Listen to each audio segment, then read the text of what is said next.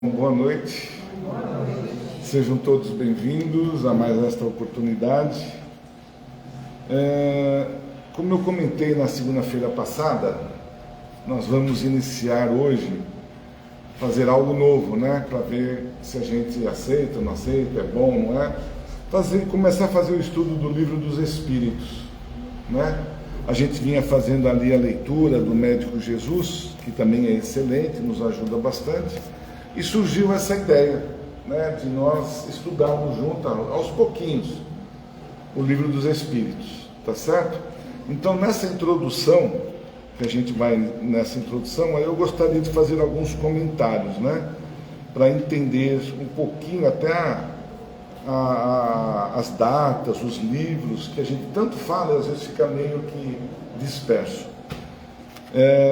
Bom, como todos sabem, esse livro, né, ele foi codificado, ele foi, né, digitado, ele foi criado por Allan Kardec junto com aqueles médiuns que viviam naquela oportunidade na França, em Paris, né? Então aqui, eles têm aqui nessas obras, a gente conhece algumas, mas tem muitas outras obras que foram feitas por Allan Kardec. O primeiro, a gente sempre comenta, qual foi? O Livro dos Espíritos, não é?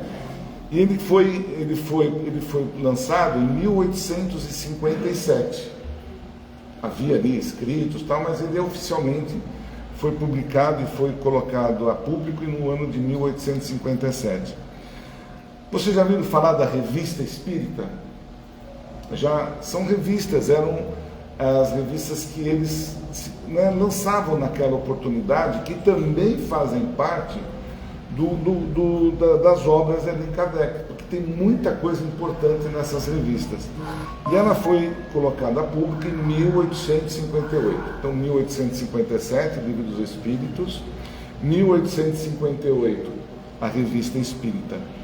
E aí, em 1859, foi colocado o que é o Espiritismo, um livro, né? Esse livro, resumo dos princípios da doutrina espírita e respostas às principais objeções. Então tem esse livro, o que é o Espiritismo. Ele é bem básico, mas faz parte do compêndio dos livros de Allan Kardec. 1859, então tem uma cronologia aí, né? Cronologia das datas e dos lançamentos dos livros. Eu estou colocando isso como curiosidade, não sei se todos têm essa informação, porque às vezes passa batido, né? A gente fala muito espiritismo e algumas coisas passam. Aí veio o segundo livro importante da doutrina, qual foi? O Livro dos Médiuns. Isso foi em 1861, então praticamente um ano, a cada ano ia sendo lançado algo diferente lá naquele período. E aí, em 1861 para 1862, o Espiritismo em sua expressão mais simples. É uma exposição sumária dos ensinamentos dos Espíritos. Também, se alguém quiser conhecer, quiser numa livraria espírita ou adquirir, pode também ser adquirido. E aí, o terceiro e um dos mais importantes livros que foram publicados, qual foi o terceiro? O livro, o Evangelho. Isso. O Evangelho foi em 1864. Então, né? E ali são o quê? São os ensinamentos morais. É aqueles ensinamentos que a gente adota aqui na casa como parte das palestras. 90% das palestras são de conteúdo do livro, né, do Evangelho, 1864. Aí foi lançado o quarto livro, que é também um dos cinco que compõe o compêndio do Espiritismo. Vocês sabem qual é? Você não vai. Você não pode, vai ou não vai? É o geral, Oi? Céu e Inferno, muito bem. Quem respondeu porque já estudou, está estudando, né? Ah, então tá vendo? Como é bom estudar? Então é o céu e o inferno. E esse livro fala sobre a justiça divina segundo o Espiritismo. É um livro também bem interessante. E por último, um dos também dos 5 livros, né, que a gente tem como base, qual é? A Gênese. Esse livro são os milagres e as predições segundo o Espiritismo. E ainda tem um penúltimo, que ele fala sobre a viagem espírita de 1862. A Gênese foi lançada em 1868. Então, O Céu e o Inferno, 1865, depois de 3 anos, 68, a Gênese. Mas, em 1862, é uma série de discursos de Allan Kardec proferidos durante a visita às cidades do interior da França, em sua primeira viagem a serviço do Espiritismo. Ele foi, né, ele mesmo, saiu de Paris e foi ali, né, fazendo a exposição do Espiritismo. E essa viagem também foi escrita, tem ali, né, essas informações de como foram as visitas, quais foram, né, os objetivos, quais os resultados que ele obteve, né, desse andar dele, dessa caminhada dele. Foi para expandir ainda o Espiritismo. Como, assim, a título de informação e de curiosidade, quando o Allan Kardec colocou o livro que é o livro dos Espíritos, houve ali um tremendo de um processo na época, né, porque de lá para trás, quem predominava como religião era o catolicismo. E isso provocou um alvoroço, né, no meio dos padres, enfim, de toda a hierarquia do catolicismo. E aquilo chamou muito a atenção, porque muitas das informações que estavam contidas no livro não batiam com o que estava sendo colocado pelo catolicismo. E eles não queriam, de forma alguma, perder aí todo o processo.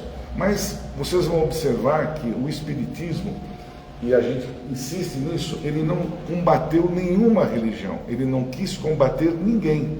E hoje nós chamamos de uma doutrina porque nós respeitamos, nós entendemos, compreendemos todas as religiões.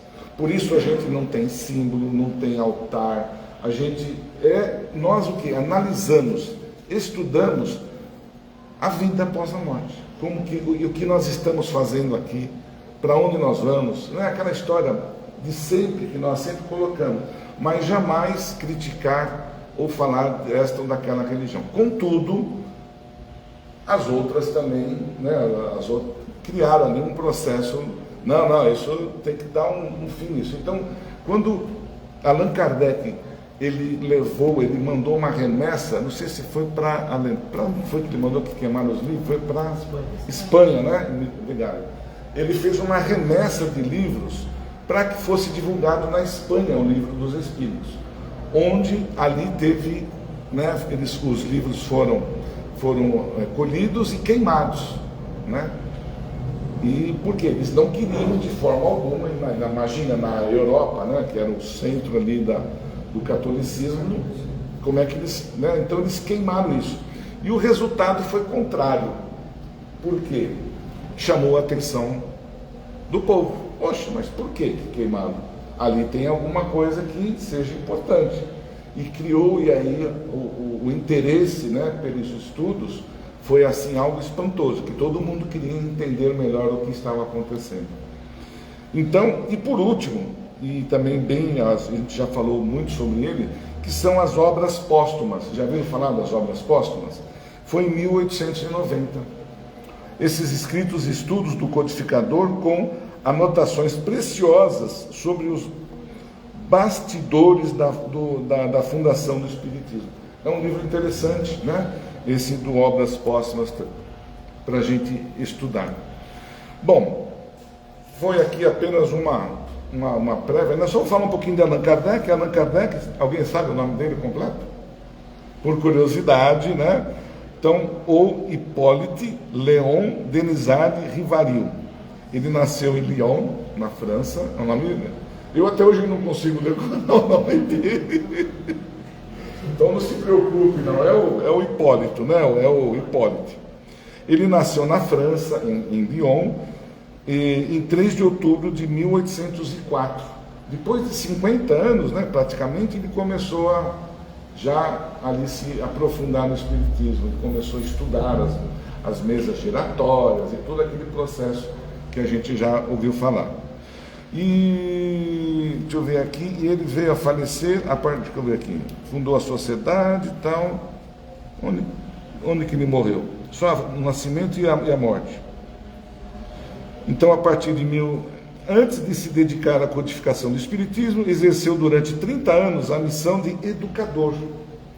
Foi discípulo de Pestalozzi, tendo publicado diversas obras didáticas. Pestalozzi era um psicólogo, né? um sociólogo da época famoso, que eles seguiam, ele tinha bastante obras também lá. A partir de 1855, começou a estudar os fenômenos das manifestações dos espíritos, que se revelavam pelas mesas girantes. Ele até então, ele não acreditava, ele era um cientista, ele dirigia ali, ele era professor, então para ele, o espiritismo era algo que estava ali, né, estava ali pulverizando um pouquinho na França. Foi quando ele se interessou, foi pesquisar, porque estavam dizendo que as mesas estavam girando, e na época eles pegaram esse processo e começaram nos teatros e começaram a brincar com isso, fazer com que, né, mas muitas das apresentações eram verdadeiras, onde faziam-se ali já trabalhos, né, onde já pesquisavam e já tinham contato com o mundo espiritual, que na época isso era proibido, isso não existia, enfim. Era muito ali, né, eles tinham uma pressão muito grande sobre isso. E em 1858 fundou a Sociedade Parisiense de Estudos Espíritas. E quando que ele morreu? Quem lembra?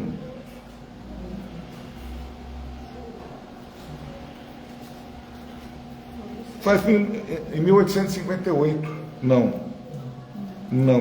cadê aqui? Não diz aqui a data de falecimento. Desculpa, em 1869 ele desencarnou, tá? Foi em outubro e desencarnou em 1869. Então ele nasceu em 1804, com quase 65 anos de idade. 65 anos de idade. Curiosidade para nós e para a gente entender um pouquinho todo esse princípio. E aí, eu vou falar um pouco deste livro, né, o Livro dos Espíritos. Esse livro, ele é dividido em 3 partes, aliás, 4 partes, tá? A primeira parte é a parte das causas primárias. Tudo que é primário, tudo aquilo que a gente quer entender sobre nós, sobre o nosso planeta, tá bom? Ele vai falar sobre Deus, elementos gerais do universo, criação, princípio vital, né? Que se der tempo até o final do ano a gente termina essa primeira parte aqui. E aí vem a segunda parte, que fala sobre o mundo espírita ou dos espíritos, que fala do mundo dos espíritos, né? É onde a gente adentra realmente a situação de nós espíritos.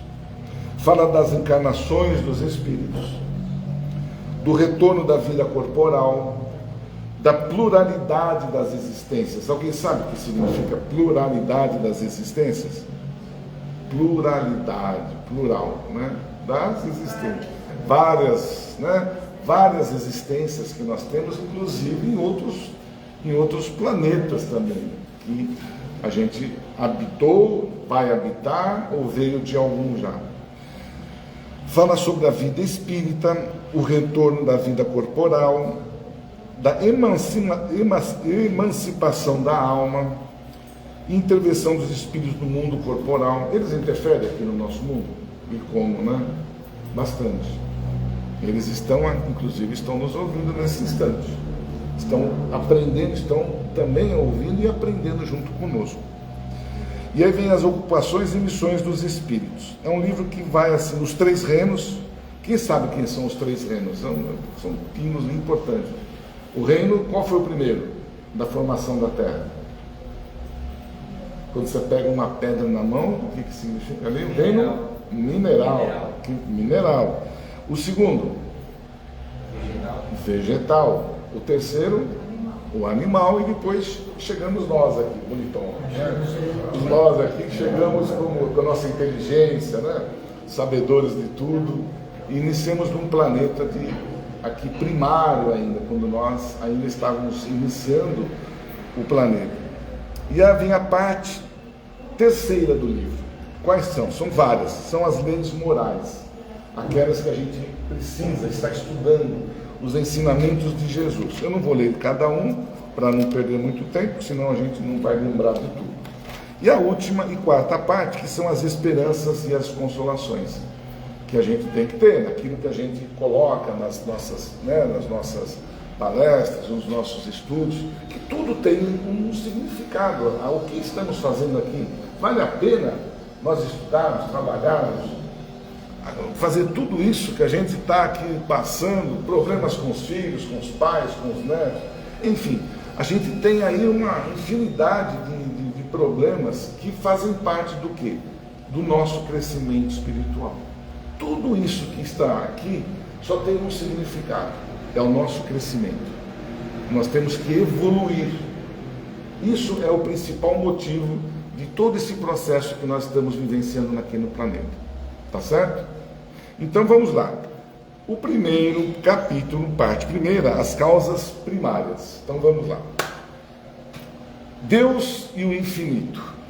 A primeira pergunta, quem sabe? Para você está sendo repetitivo, mas infelizmente calhou que nós iniciamos isso justamente hoje. Qual foi a pergunta que a gente sempre quer, e eu até hoje, se me perguntarem, eu vou até um certo ponto, porque depois eu começo a gaguejar e não sei mais. O que é Deus? Né? Ele pergunta, o que é Deus? A resposta: Deus é a inteligência suprema, causa primária de todas as coisas. E como é que é esse Deus? Você faz ideia? É um senhorzinho de cajado, cabelo compridão, assim? Não? Como é que a gente coloca a figura de um Deus na nossa mente? A gente vê Deus? Vê? Nós vemos Deus. A gente vê todo dia, né? Nossa, a gente só não sabe como que é a figura, né? A gente pode dizer que Deus é uma energia, é uma essência, é uma luz.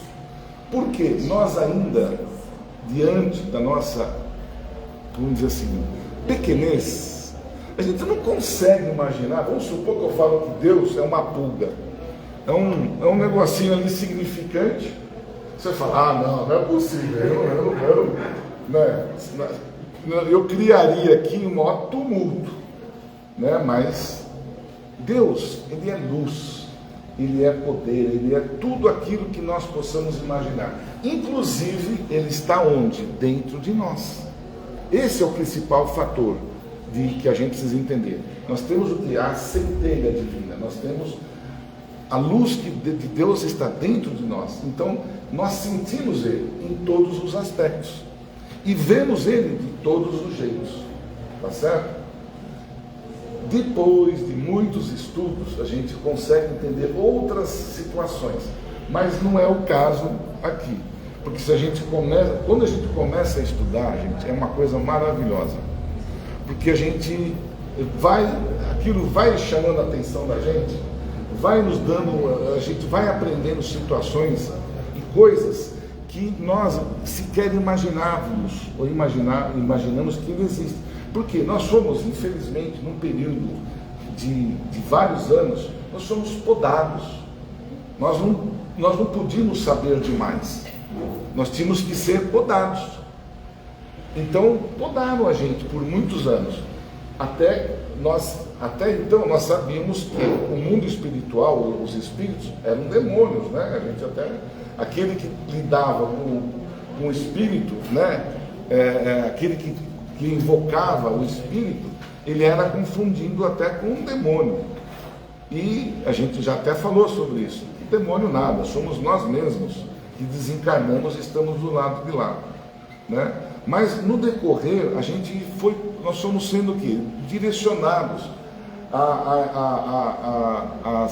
que a mulher foi a causadora da decadência do homem, né? Que comeu a maçã, olha só. Continua sendo. E continua sendo, hoje, nesse período, continua sendo. Que o homem, a mulher foi tirada de uma costela, né? A mulher foi tirada de uma... São coisas tão banais, Adão e Eva, que o início do mundo começou por Adão e Eva. Vocês acreditam nisso? Não fecha, a conta não fecha. Adão e Eva são civilizações que vieram, né, tiveram problemas de onde eles estavam, vieram para cá, e aí colocou-se a questão que eles estavam no paraíso e veio para o inferno. Mas foi isso mesmo. Se vocês lerem o livro Os Exilados de Capela, ali mostra direitinho a imigração que existe dos espíritos nos diversos mundos. É interessante esse livro, que dá-nos a entender e que nos ensina a nossa condição, o porquê que ainda a gente está nesse planeta de provas e expiações. Mas aí tem muita coisa para aprender. Então, eu não quero tirar o horário do meu amigo aqui, então, Deus é tudo. É aquilo que nós sentimos, que vemos, que apreciamos. Essa é Se alguém chegar para mim, mas tá bom, ele é o criador de tudo, mas e quem criou Deus? Não me vem com essa pergunta, porque eu também não sei. Quem criou Deus eu não sei, né? Eu não tenho essa capacidade. O dia que nós habitarmos um planeta mais desenvolvido, quando nós estivermos mais assim, esclarecidos que nós estamos em fase D, nós vamos conseguir ter uma ideia de quem seja Deus, uma condição melhor que essa condição vaga que nós temos aqui. Então você olha para o universo, você acha que só tem nós, né, como ainda se acredita, infelizmente, que nós estamos sozinhos nesse mundaréu de estrelas aí? De forma alguma. Nós somos um grão de areia no universo. E não é possível que Deus só fez a gente como... Oh, que beleza, né? Só fez a Terra e nós aqui vamos ter que viver eternamente apreciando os outros planetas. Os outros planetas são apenas para... É tudo mentira, né? Os ETs e tudo mais. Mas você vê como nós éramos assim, infelizmente. A gente era muito quadradinho e não conseguia expandir. Allan Kardec nos ajudou a expandir a nossa visão, a melhorar os nossos conhecimentos. Então é importante que nós nos aprofundemos nos estudos, para nós sairmos daquela condição que muitas ainda de nós temos e partir para coisas interessantes. Eu falo isso, gente, porque nós estamos vivendo um momento na Terra um pouco delicado. Estamos ou não estamos? Cada um de nós. Se tudo isso que está acontecendo conosco não tiver um significado maior, para que a gente, né? Para que a gente vivencia tudo isso? Tem que ter um significado, tem que ter um motivo para cada um de nós. E nós precisamos entender, estudar, crescer, evoluir para compreender tudo isso. Porque senão a gente vai entrar num processo de acabou, não quero mais, eu não quero mais fazer isso, eu não quero aquilo. Tudo aquilo que a gente vem fazendo, que vinha fazendo, vai perdendo significado. Então nós precisamos mostrar, nós precisamos entender para onde é que nós estamos caminhando, gente. Isso é importante. Vocês vão ouvir, eu até ficar enjoado de mim, de falar que tem que estudar, tem que estudar, tem que estudar. Porque é através dos estudos que nós vamos compreender que não existe só um universo. Vou falar algo incrível para vocês aqui, tá? Para vocês ficarem com a pulga atrás da orelha. Existem outros universos. E talvez você fale, não é possível. E vai existir outros deuses. Por que a Bíblia fala que só tem? Porque é limitado. É limitado. Não dá para a gente entender tudo. E nem mesmo o Kardec foi o quê? A essência. Ele nos deu o quê? O princípio. Nos deu a verdade. Mostrou ali o que estava tudo escrito estava nas entrelinhas. E nos deu a verdade. E ao passar do tempo, até o livro dos Espíritos, ainda, ele já está ficando meio superado. Já está. Mas como que está superado se muitos de nós não sabem o que está escrito aqui, a essência, a base de tudo que está acontecendo? Então a gente precisa se aperfeiçoar nisso aqui.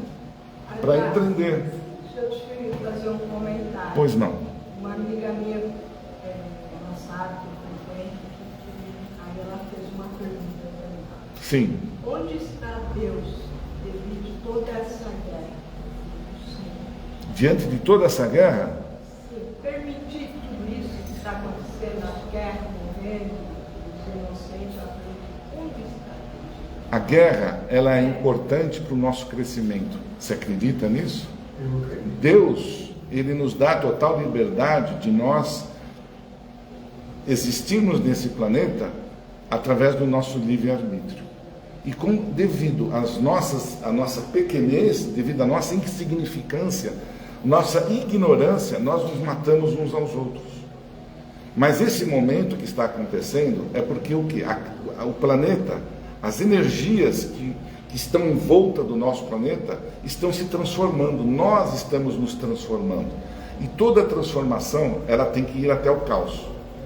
Infelizmente, quando você vai fazer uma reforma na sua casa, não vira um caos a tua casa? Você precisa sair até dela para conseguir fazer a reforma?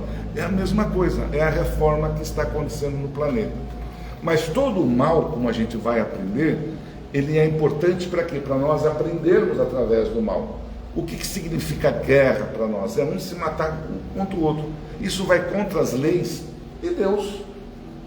Não vai contra as leis? Então, mas ainda no nosso planeta de provas e expiações, é necessário que haja o caos para a gente conseguir superar as dificuldades e crescer. Nós estamos vivenciando. E a guerra não está acontecendo lá do outro lado do mundo, está aqui mesmo.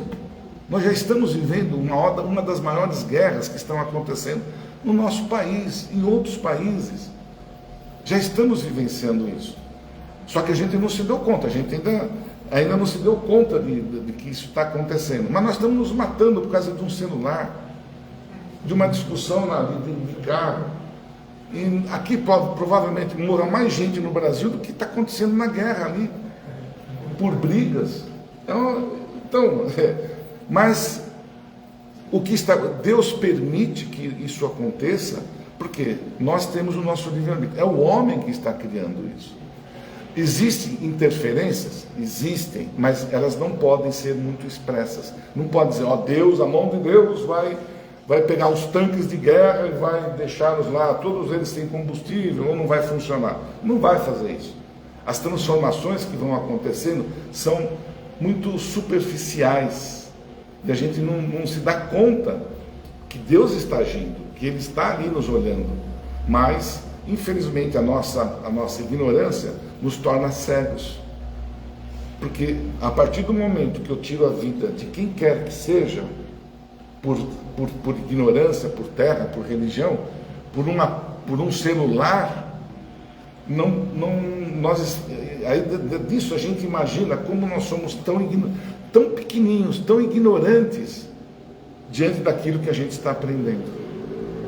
Então, vai mudar isso tudo, vai. Quando o planeta terminar este momento de mudanças, que está acontecendo, nós vamos partir para uma outra condição de regeneração.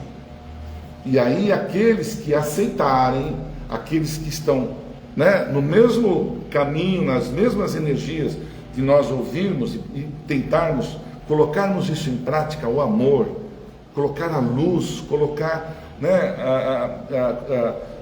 a gente buscar outros meios de nós evoluirmos. Por exemplo, a gente fala do mal, o mal é o que? É o escuro. Não, o mal, você não precisa falar muito mal do mal, que ele já é mal. O que nós temos que nós não caímos ainda nessa situação?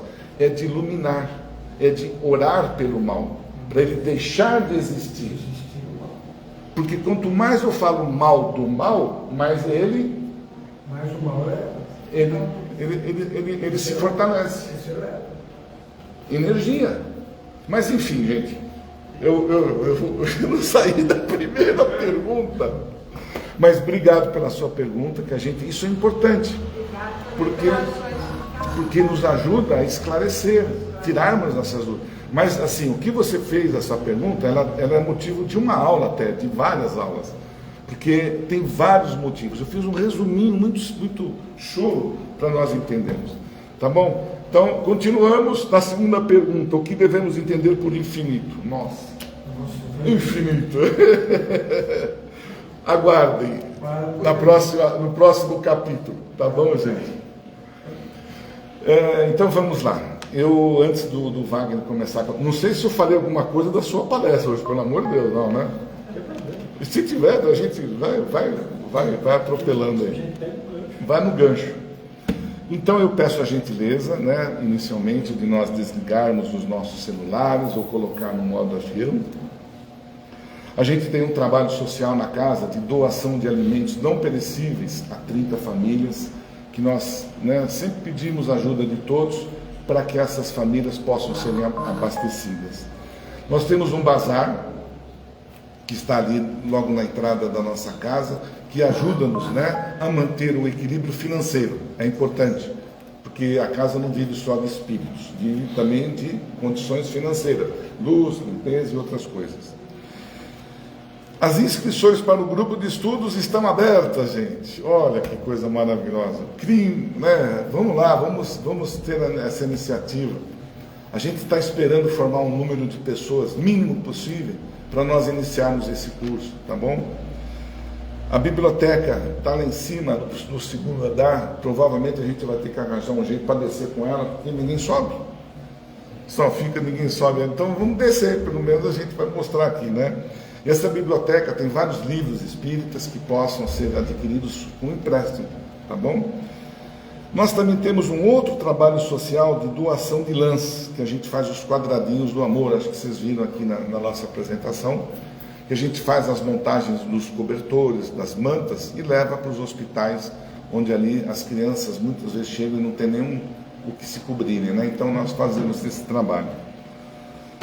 A aula de yoga tá completa, não tem mais vaga, e temos a questão lá, aqueles que puderem nos ajudar, temos ali uma rifa que está terminando, deve estar faltando quantos números? Uns 10 números. Está faltando para a gente abrir ali, para saber quem ganhou o liquidificador Power, é o Max. Então, quem puder nos ajudar, muito obrigado, tá bom? E por fim, o Evangelho no Lar. Não deixe de praticar, tá certo? É uma das nossas ferramentas para nos cuidarmos, nos defendermos das interferências internas e externas. Muito bem.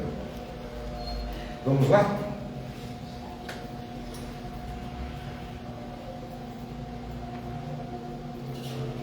Então vamos fechando os nossos olhos, relaxando bem o nosso corpo físico, descruzando os nossos braços, as nossas pernas, soltando bem a nossa musculatura, os braços, as pernas, os nervos faciais, deixar tudo bem gostoso, bem livre, porque nesse instante os benfeitores da nossa casa já prepararam o ambiente para nos receber e nos ouvir através dos nossos pensamentos. Então é um momento individual de cada um de nós, onde podemos colocar as nossas necessidades, as nossas súplicas, e que elas possam ser levadas ao nosso Pai, ao nosso Deus, e com certeza Ele saberá colocar aquilo que nós estamos realmente precisando, e que a gente pode pedir por fortalecimento, por saúde, por paz, por um bom emprego, por um romance, por um namoro, o que seja. Porque é um momento onde a gente na Terra precisa se unir, se ajudar uns aos outros. E com esse sentimento que aqui criamos, levamos também as nossas energias, os nossos pensamentos aos hospitais, às creches, aos asilos, aos orfanatos, aos andarilhos nas ruas, aqueles que estão por debaixo de uma ponte sem ter o que às vezes muitos não têm nem casa, nem o que comer, mas que através dos nossos pensamentos possamos fortalecê-los para que eles possam iniciar o processo de conquistar, de desenvolver e de participar de uma sociedade. Em especial nos momentos que vivemos, pedir ao nosso Pai pela paz em nosso planeta, para que os dirigentes, os governantes, possam entender a importância de uma vida, de respeitar uns aos outros, e que seja feita esta bondade de Deus sobre o nosso planeta, que se encontra neste momento em evolução. E assim, Pai, de joelhos perante Ti em pensamento, colocamos a oração que nos ensinaste, dizendo: Pai nosso que estás nos céus, santificado seja o Teu nome, venha a nós vosso reino, seja feita a vossa vontade, assim na terra como nos céus. O pão nosso de cada dia nos dai hoje. Perdoa, Senhor, as nossas ofensas, assim como perdoamos aqueles a quem nos têm ofendido. E não deixeis, Pai, cair em tentações. Livra-nos de todos os males, que assim seja. Graças a Deus. Uma boa noite para todos, um bom retorno a todos, e que o Wagner, que está aqui já, possa, nos transmitir mais ensinamentos de Jesus através do Evangelho. E aqueles que estão nos assistindo em casa, que possam também saborear toda essa refeição que vamos ter nesse instante. Uma boa noite para todos e até a próxima oportunidade. Uma boa palestra para você.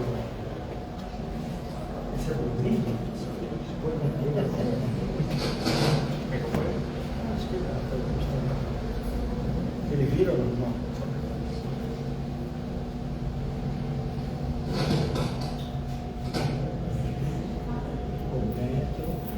Está mais fácil você colocar. Vamos aqui. É assim? Não, pode colocar. Tem que ser de pé, né?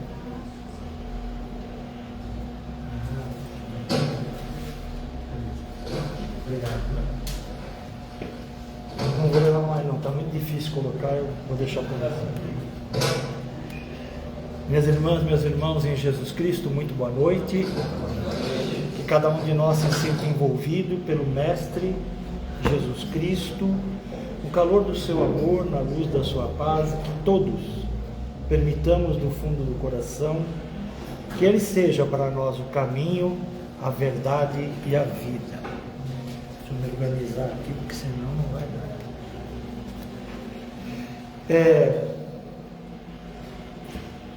Eu vou falar hoje sobre um tema. Sabe aqueles temas que são assim: faço o que eu digo, não faço o que eu faço? Esse é crítico.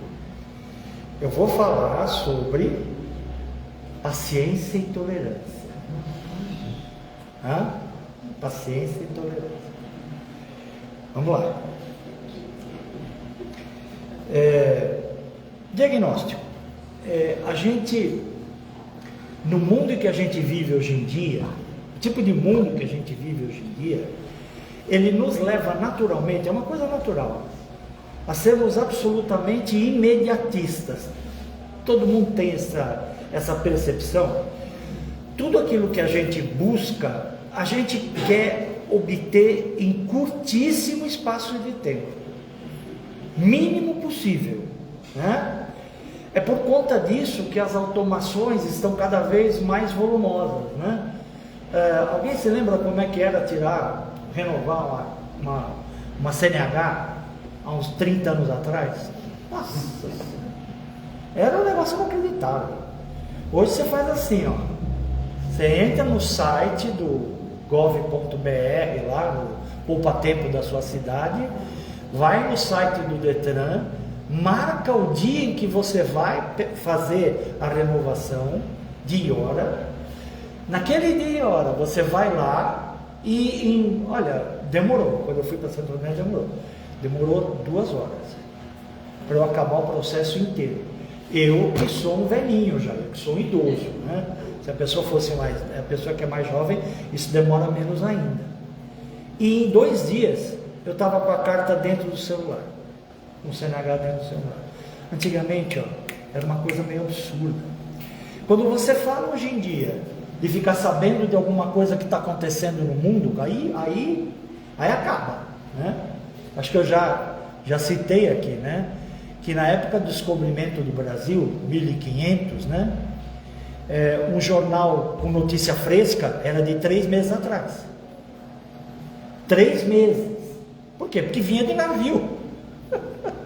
Dependendo do navio, podia demorar mais, que não bate vento, tem muita calmaria. Coisa. Se bater um vento bom, chega em 2 meses. Jornal de ontem é com 2 meses. Hoje em dia, quando aconteceu o ataque lá dos Estados Unidos, Israel no Irã, a gente fica sabendo no mesmo 10 minutos que aconteceu. 10 minutos. Acabou de acontecer, você já está sabendo. Com foto, com direito a vídeo.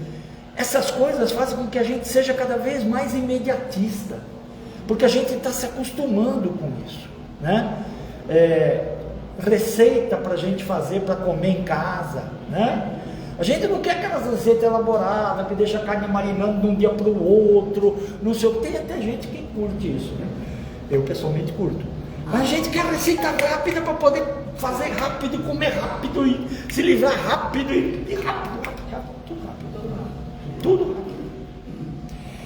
Isso é algo que cria em nós uma certa ansiedade pelas coisas imediatas, que fazem com que a gente não tenha muita paciência com as que não são, né? Trânsito é um exemplo terrível e acabado, né? Eu estava hoje vindo para cá, moro em Santo André, estava pegando a avenida lá para chegar na Anchieta, e tinha acho que 4, 5 acidentes num trecho de 1,5 km. A gente estava assim, e não anda. Quer dizer, anda, né? Mas é aquele negócio. Nessa circunstância, quando está bem devagarinho, e você dá uma parada um pouco maior, e o cara da frente começa a andar, já vem 4 para entrar na tua frente, assim. Não é verdade? Aquilo deixa de fazer com que a gente se sinta equilibrado, né? Mas tem coisa pior. Tem cara que liga sirene, luzes internas de polícia. Já viram isso aí? Com carro tudo com vidro preto. Já viram isso? Eu cheguei aqui, eu pesquisei no celular. Custa R$250 o kit. Para você fingir que é policial com pressa. A gente tem que ter paciência com essas coisas. Tem que ter muita paciência. A base doutrinária referente à paciência, uma delas, lógico, tem inúmeras, né? Se encontra, por exemplo, no Livro dos Espíritos, questão 909. Como ele falou, o livro é dividido em 4 partes, né? E essa 909 está falando a respeito do ser humano, da forma como o ser humano age com outro ser humano. E a pergunta 909 diz o seguinte: poderia sempre o homem, pelos seus esforços, vencer as suas más inclinações, as suas más tendências, a sua tendência de fazer o mal? Pergunta essa, né? O homem, pelos seus esforços, poderia vencer a sua tendência de fazer o mal? E a resposta dos espíritos nessa questão 909 é a seguinte: sim, e é isso que pega para nós, quer ver? Sim, e frequentemente fazendo esforços muito insignificantes. O que falta é a vontade. E ele ainda complementa, né, os espíritos: ah, quão poucos dentre vós fazem esforços. Não se trata de fazer muito esforço, percebe? É isso que ele está falando aqui. Não é fazer um esforço absoluto, absurdo, algo que consuma as nossas energias durante anos e anos seguidos. Não, é um esforcinho desse tamanho. É uma decisão voltada para fazer algo diferente daquela inclinação negativa. E a grande maioria de nós, ele está falando, tá? Não estou acusando ninguém aqui. Pelo contrário, eu estou me incluindo nisso. Não faz esforço, não faz. Abre mão de fazer. Abre mão. Ele continua a base doutrinária na questão 919 do Livro dos Espíritos. Está quase no final do Livro dos Espíritos. Qual é o meio mais prático e eficaz para se melhorar nesta vida e resistir ao arrastamento do mal? Qual que é o meio prático para as pessoas, nós, nos melhorarmos nesta vida, nesta encarnação, e resistir ao arrastamento do mal? E a resposta, resumida, lógico, essa questão depois se desdobra bastante, com uma comunicação de Santo Agostinho fantástica, né? Ele diz assim, a resposta para isso: um sábio da antiguidade vos disse, conhece-te a ti mesmo, né? Que adianta conhecer a gente, né? Para, em princípio, lidar com os males que nos afligem. No que conhecer a nós mesmos ajuda a gente a lidar com esses males, a evitar esses males. É mais ou menos simples, mais ou menos simples. Eu vou dar um exemplo político, né?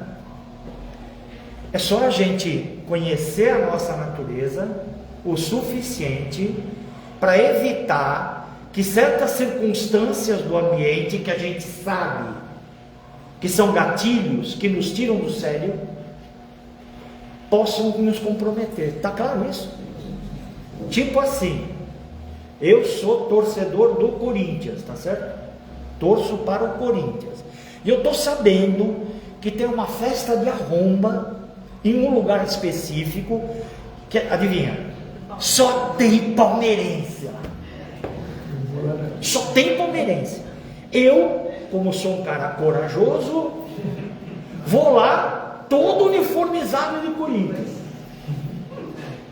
E acredito que não vai me acontecer nada. Não vai nem sair, Não vai chegar a entrar, né? Não vai chegar a entrar. Vai ser acertado na entrada. Vocês estão percebendo, gente? Se eu sei que alguma coisa é um gatilho para mim, eu não posso buscar aquilo. Me conhecendo, me sabendo, eu dei um exemplo radical, né? Mas quando a gente se conhece o suficiente, a gente não se envolve em certas circunstâncias, ou se a circunstância acaba acontecendo, a gente fala assim, pô, eu me conheço, eu sei que se eu reagir a isso aqui agora, eu sou capaz de arrumar uma encrenca, eu vou sair, eu vou levantar, eu vou tomar um café, isso em ambiente de trabalho é super comum, super comum. Você escuta um negócio, você não gostou, né? É fácil sair do sério. Então, quando a gente se conhece, quando a gente sabe quem nós somos, o que nós somos, a gente consegue lidar com isso com mais equilíbrio.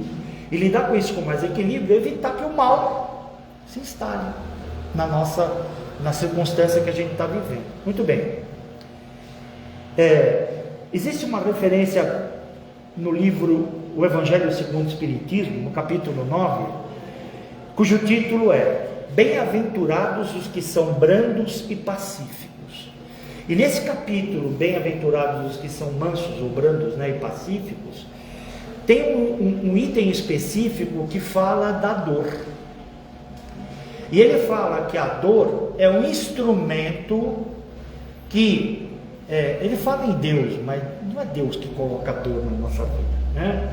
A dor acontece na nossa vida em função de escolhas que nós fizemos no passado, né? E que nos levam a ter que experimentar certas situações onde a gente vai exercitar, adivinha o quê?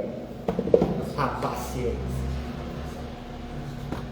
Com a necessidade de suportar ou passar pela dor. Porque se no passado eu não tive paciência para suportar a dor vai voltar para me fazer eu aprender a lidar com ela. E não é que Deus é ruim, não é que Deus está fazendo isso, eu vou te castigar, tem nada a ver. É um processo de educação. Aquilo que a gente precisa aprender vai acontecer na nossa vida e acabou. Isso é importante a gente ter em mente, tá? Muito importante. A paciência é uma caridade aplicada ao tempo. Quanto mais a gente aplica a paciência na nossa vida, mais o nosso tempo é melhor aproveitado. As aflições são oportunidades de aprendizado, como a gente acabou de falar. E considerar as causas atuais e anteriores das aflições dos males que nos acontecem, é extremamente importante. Tem coisas que a gente sofre agora aqui, nesse planeta, por causa de coisas que nós fizemos nessa vida. Estamos sofrendo por causa de coisas que fizemos nesta vida, para nós e para outras pessoas, e para outros seres. Quando eu falo pessoas, não estou falando só de seres humanos, né? Outros seres incluem animais, coisas que a gente faz para animais, coisas que a gente faz para plantas, coisas que a gente faz contra a natureza inanimada, né? Poluição de ambiente, poluição do ar, poluição da água. As coisas que a gente faz nessa vida produzem uma referência energética que vai fazer com que a gente passe por sofrimento nessa vida. Coisas que nós fizemos nessa vida, a gente passa por sofrimento desta vida. Para falar a verdade, é a maior parte deles. A maior parte dos nossos sofrimentos vem de erros que a gente cometeu nesta vida. Mas existem erros que a gente cometeu em vidas passadas, que não teve como tratar, lidar com isso em vidas anteriores. E uma parte desses sofrimentos voltam nesta vida. E geralmente eles são mais perceptíveis, assim, né? Uma criança que nasce com um defeito congênito, né? Sem uma perna, sem um braço, cega, sei lá o quê, qualquer dificuldade biológica de uma criança que nasce com aquilo, não é algo que ela tenha feito nessa vida, óbvio que não, mas isso é uma consequência de coisas que ela vivenciou em vidas passadas e que ela vai utilizar esta vida para resgatar, através do seu sofrimento, da sua dor, da sua tristeza, da sua angústia. Jesus é um exemplo acabado de um ser paciente e absolutamente didático nas coisas dele. É impressionante isso, né? Ele nunca foi e nunca é, não há uma passagem no Evangelho em que ele seja conivente com o erro de quem quer que seja. Não há, isso não acontece. Mas a gente vê passagens em que ele mostra paciência para com o tempo de aprendizado das pessoas a quem ele está abordando. Ele tem consciência, na verdade, né, de que as faltas das pessoas dependem de um certo tempo que é necessário para as pessoas lidarem com essas faltas e eliminarem elas. Só para dar exemplo, João capítulo 15, o paralítico de Betesda, né? Depois de curar esse homem que era um paralítico há 38 anos, ele era paralítico há 38 anos, Jesus o encontra mais tarde no templo e o adverte, fala: olha, você foi curado, não peques mais, para que não te aconteça coisa pior.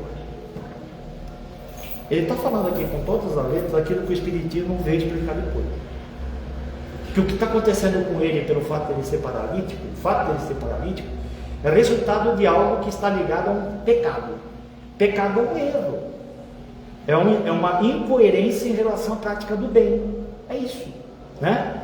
Outra passagem, João capítulo 8, versículo 11. No episódio em que acontece a questão da mulher adúltera, Jesus impede o apedrejamento dela, foi pega em adultério, que era um crime mortal naquela época, e ele diz a ela: nem eu te condeno, se ninguém te condenou, nem eu te condeno. No entanto, vai-te, e daqui para frente, não peques mais. Ele não está falando assim: se você pecar de novo, a gente vai te mandar para o inferno, nada disso. Ele está orientando e sabendo com toda certeza que aquela criatura precisa de um tempo para reagir ao que aconteceu com ela e trabalhar isso dentro dela. Todos nós precisamos, todos nós, inclusive as pessoas de quem a gente não gosta. Duro, né?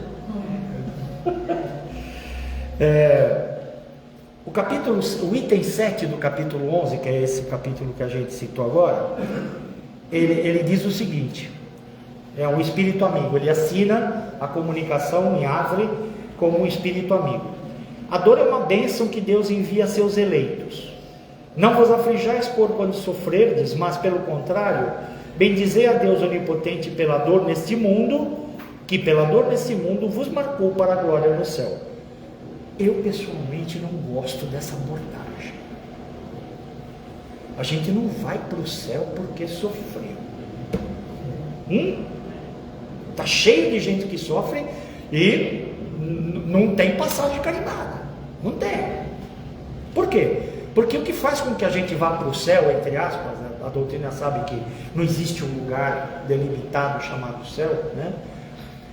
O que faz com que a gente vá para a bem-aventurança, que a gente vá para uma dimensão da espiritualidade em que a gente não sofra, em que a gente não tenha a necessidade de passar por um processo de reavivamento dos erros que a gente cometeu, da ressensoriação dos erros que a gente cometeu, e é isso que acontece em algumas dimensões espirituais, né? A pessoa desencarna e continua sofrendo, né? Às vezes sofre mais até, dependendo do que aconteceu aqui. Mas o que faz com que a gente, ao fazer a passagem, não sofra, ou sofra infinitamente menos, né? Não é ter sofrido aqui, é ter sofrido aqui e ter aprendido com o sofrimento. É didático. E aprender com o sofrimento significa estar ciente de que numa nova oportunidade de cometer o mesmo erro a gente não vai cometer, e, além disso, ajudar aqueles a quem a gente atingiu, ofendeu, magoou, aqueles que foram os alvos dos nossos erros, ajudar essas pessoas na medida do nosso possível, recuperando através do bem praticado o mal que outra hora a gente praticou. Isso leva a gente para uma dimensão melhor, não há dúvida que leva, não há dúvida. Por isso esse trecho que o Espírito fala aqui é algo voltado, eu entendo, né, para uma mentalidade do século XIX, né? Inclusive a seleção de Kardec para colocar esse texto aqui, mentalidade do século XIX. Deus castiga, porque castiga a gente tem que parar de ser castigado, por ele fazendo a vontade dele. Ok, a doutrina explica um pouco diferente isso, mas dessa forma que eu acabei de falar. Mas a continuação é muito boa, ele diz assim, ó: sede pacientes, a paciência é também a caridade, e deveis praticar a lei da caridade ensinada pelo Cristo.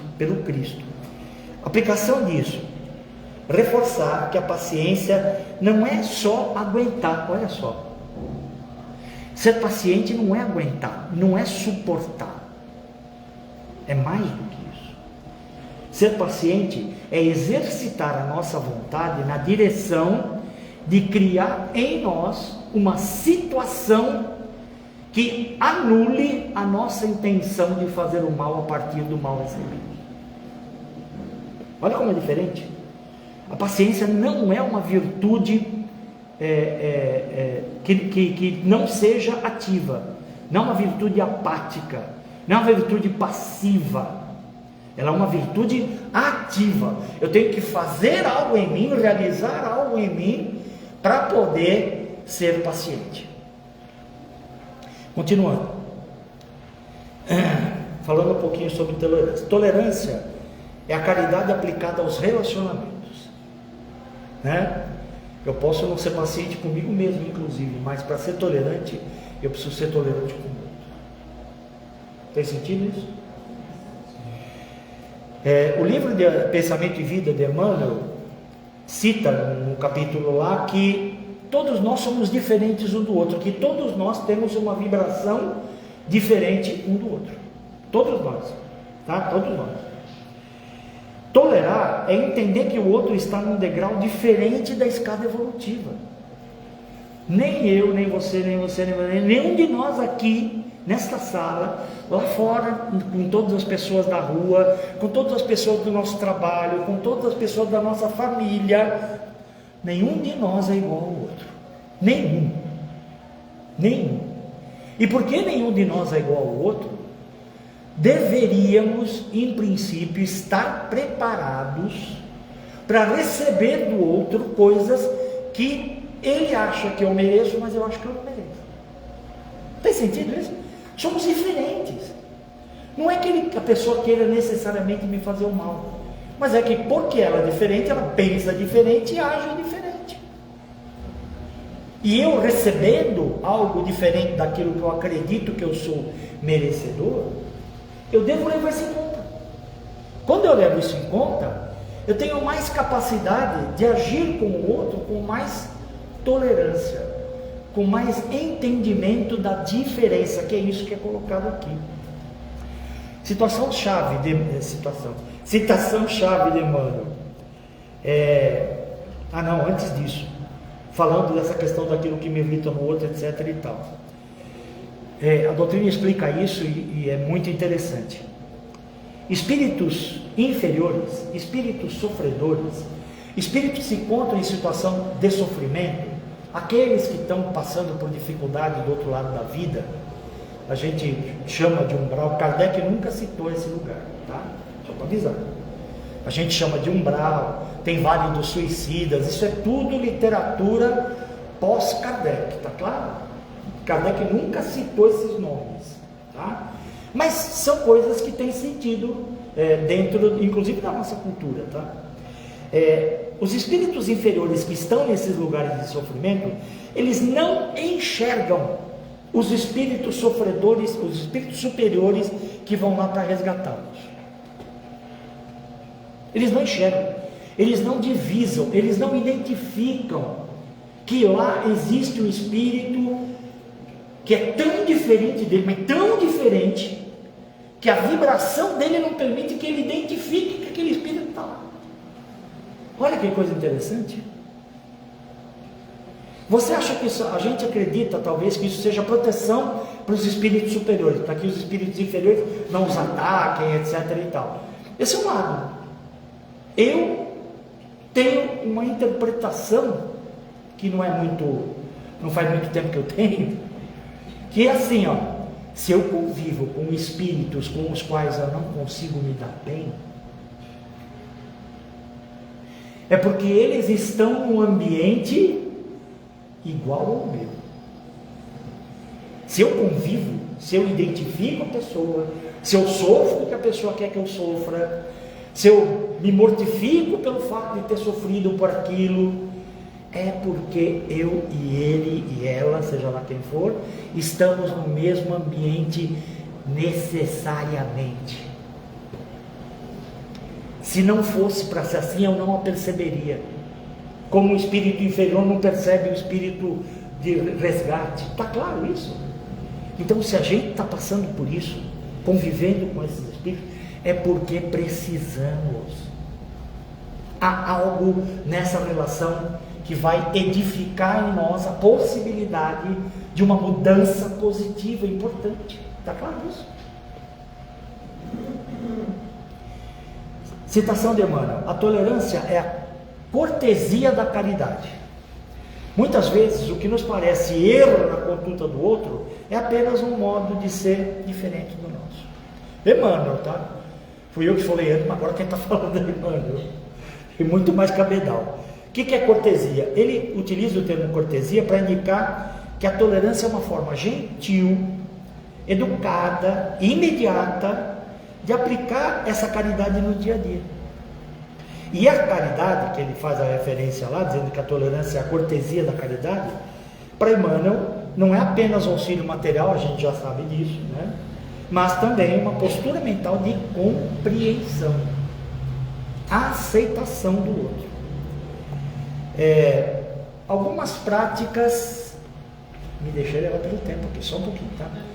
Algumas práticas que podem ajudar a gente a se reforçar para conseguir ter as reações necessárias frente às ameaças da nossa perda de tolerância e perda de paciência. Lidar com as situações como trânsito ou vizinhos depois de sair da casa espírita, por exemplo. É preciso lidar com isso. Como é que a gente lida? Primeiro, uma das formas, né? O silêncio. O silêncio é algo fantástico, né? E na medida em que a gente silencia para fora, a gente pode raciocinar para dentro. O Aidar citou, e é extremamente importante, a prática do Evangelho no lar. O Evangelho no lar ajuda a gente a silenciar para o lado de fora e conversar com a espiritualidade, né, elevada, com Deus, inclusive, para o lado de dentro, para o nosso lado. Trabalhando dentro daquele ambiente na nossa casa, os espíritos que frequentam a reunião vão ajudar a criar uma vibração superior em nós, que vai nos blindar contra a perda de paciência, etc. e tal. A gente vai ficar, com certeza, mais blindado em relação a essas questões. Outra coisa, é possível fazer isso, é possível, né? No momento agudo, no momento em que disparou lá o gatilho, ao invés de puxar o ar e reagir, puxa o ar, segura 2 segundos e faz uma prece. Pode ser 2 segundos. Tipo, é necessário elevar o pensamento. Sair daquela cena, elevar aquele pensamento a Deus e falar: Senhor, me dê forças. Me dê forças. Para encontrar um caminho de harmonia. Só isso. Uma prece de 3 segundos. Por exemplo, você pode fazer a prece como você quiser, mas faz uma diferença imensa. Eu gosto de fazer o exercício sempre que eu posso, né? Não é sempre que eu faço, tá? Mas sempre que eu posso. Eu gosto de fazer um exercício, estou numa situação difícil com alguém. Se eu tenho alguma intenção de reagir, quando eu posso, eu levanto o pensamento para Jesus e falo assim: Senhor, o que você faria no meu lugar aqui agora? O que você faria? E procure imaginar alguma coisa ligada com aquilo que a gente sabe, né? A respeito do comportamento de Jesus, dos exemplos, das palavras, coisa e tal. Isso dá uma ajudada muito boa, ajuda muito. E terceiro e último, educar a vontade, né? E é importante isso. A paciência é uma espécie de músculo emocional. E todo mundo que faz ginástica sabe, né? Músculo tem que ser exercitado. O músculo que não está exercitado, ele não tem muita potência, não levanta muito peso, não sustenta muito esforço e por aí vai. Paciência é a mesma coisa, é um músculo emocional. Precisa ser exercitada, posta em prática. Quanto mais se usa, mais fácil fica usar. Tá? Para concluir, saber, ter certeza absoluta, não precisava falar isso, mas é só para lembrar, ninguém se torna santo de um dia para o outro. Ninguém. O Espiritismo convida a gente a uma reforma íntima, uma mudança. E uma mudança não é digital, como eu costumo falar, né? A gente está acostumado com tanta coisa digital. Digital é instantâneo, né? Não sei se todo mundo tem esse conceito, mas o sinal digital é assim, ele está num determinado nível 0, só tem 2 níveis, né? 0 e 1. Ele está no nível 0 e no instante seguinte ele está no nível 1. É isso. Aí no instante seguinte ele está no nível 0. Não tem tempo essa queda e não tem tempo a subida. É instantâneo. Isso é digital. O analógico é assim, eu estou no nível 0, aí começa a melhorar. Aí eu fico no nível 1. Demora um certo tempo. Não é assim. Deus sabe disso, nos criou desse jeito, renovando as oportunidades para que a gente faça nesse tempo de subida o que está ao nosso alcance para efetivamente melhorar, tá certo? Então não tem por que ficar desesperado porque eu não mudei ontem, eu posso mudar amanhã, eu posso mudar depois. Não é para ir adiando, mas é para aproveitar o tempo na medida do possível, né? Uma leitura, por exemplo, breve de uma mensagem, de um livro edificante, ajuda nesse processo de mudança também. Assim como eu quero encerrar com uma citação do livro chamado Caminho, Verdade e Vida, de Emmanuel, em que ele diz assim: não se esqueça de que a paciência é uma luz que brilha nas trevas, auxiliando-nos a encontrar o caminho da paz. Quem não sabe ser paciente, não sabe ser mestre de si próprio. Para que a gente possa ser mestre de nós mesmos e, portanto, definir o nosso caminho, é necessário exercitar a paciência. Exercitar a paciência. A paciência é uma ferramenta que ajuda a gente na nossa libertação espiritual. Estamos aqui nesse planeta para nos libertarmos dos nossos erros, dos nossos enganos, dos nossos problemas que a gente mesmo provoca, né? Mas não encarar no outro que está nos afrontando em alguma coisa um problema para eu resolver nele. O problema tem que ser resolvido em mim, na minha mudança para um ser mais paciente e mais tolerante. Ok? Vamos encerrar? Elevando os nossos pensamentos ao nosso Mestre Jesus Cristo, Ele que afirmou que quando 2 ou mais estivessem reunidos em seu nome, Ele estaria presente. Mestre amado, te agradecemos mais uma vez pela oportunidade bendita de estarmos aqui, falando em teu nome, das coisas do teu Evangelho, para que possamos, pela repetição das lições, introjetar, modificar a nossa essência para melhor, alterando a nossa forma de ser, para assim modificar a nossa forma de reagir. Que possamos na nossa vida de relação, Senhor, a cada dia, a cada circunstância, a cada momento, aproveitar as oportunidades que a vida nos coloca no nosso caminho para praticar o teu amor, a tua bondade, os teus ensinos e os teus exemplos. Que assim seja, graças a Deus.